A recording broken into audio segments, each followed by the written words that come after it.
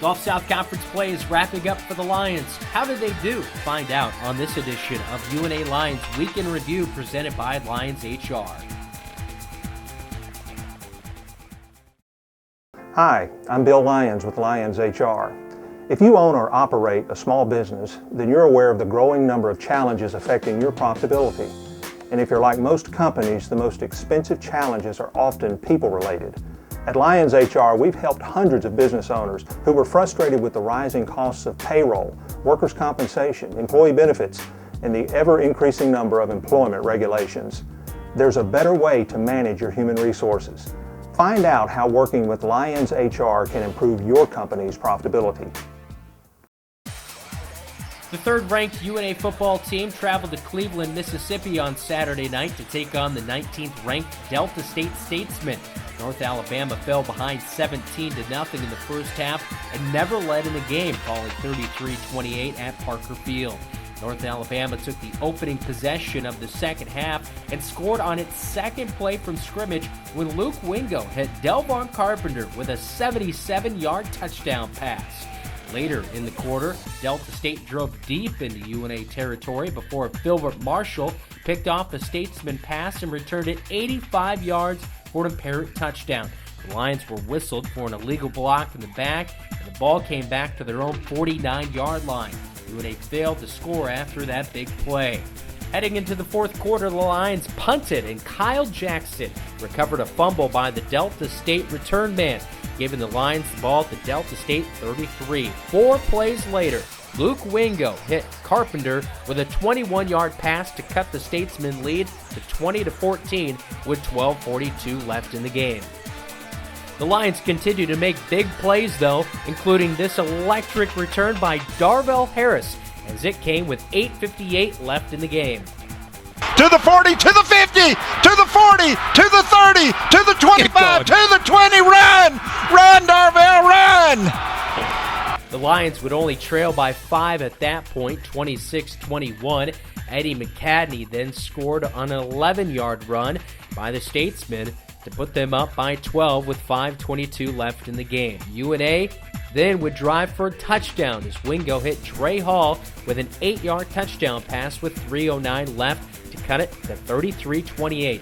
Delta State, though, was able to run out the remaining time after the kickoff, and that ended the football game. UNA is now 7-1 overall and 4-1 in the Gulf South Conference.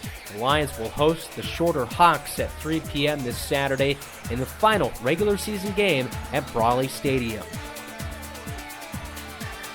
Looking to position themselves atop the Gulf South Conference standings for postseason play, the UNA women's soccer team recorded its 5th shutout and 6th consecutive victory on Friday night, 3-0 over Mississippi College. UNA senior Danielle Scanlon broke a scoreless tie with a goal at the 29-13 mark in the first half. It was her second goal of the season and came off an assist from Chloe Richards. After the break, Chloe Richards scored the Lions' second goal herself in the 60th minute at close range after passes from Beatrice Fernandez and Scanlon. It was Richards' Division II leading 26th goal of the season. The Lions' final goal came with Eleanor Costello as she netted her 3rd goal of the season off of a pass from Chloe Richards. Then on Sunday, the women's team downed Delta State in overtime when Alyssa Bovas scored the only goal of the match in the 5th minute of overtime to record the Lions' 6th straight shutout. With victory, UNA claimed the top seed in the Gulf South Conference Women's Soccer Tournament. North Alabama is now 13-2-1 overall and 10-2 in Gulf South Conference play. UNA will open up the GSC tournament in Pensacola, Florida on Friday against an opponent to be determined. Tuesday evening was senior night for the North Alabama volleyball team. 4 seniors each played a key role in the Lions' 3-1 victory over Union as the Lions picked up their 4th straight victory. Megan Gorey registered 16 kills to lead the Lions. Fellow seniors Joanna Calhoun, 15 digs, Chantel Frederick, 12 digs, and Leanna Lloyd had 5 blocks, all providing key defensive support.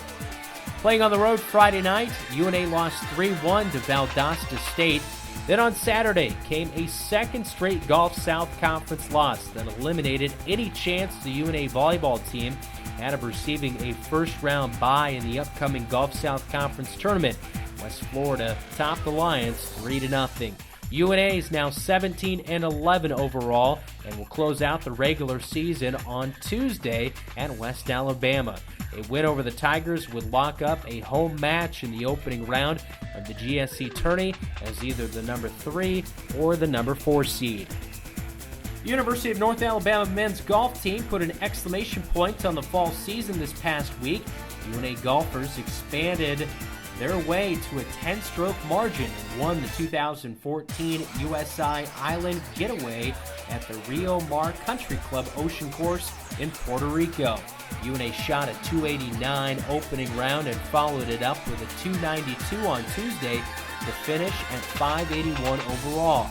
North Alabama junior Michael Peter finished just one stroke behind medalist Sam Migdal of Central Missouri. Peter had back-to-back rounds of 71 for a 142 total.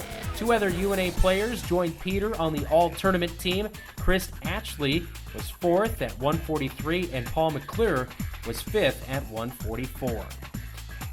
Off last weekend, the women's and men's cross-country teams will compete at the Gulf South Conference Championships this week in Birmingham. Thanks for joining us on this week's edition of UNA Lions Week in Review presented by Lions HR.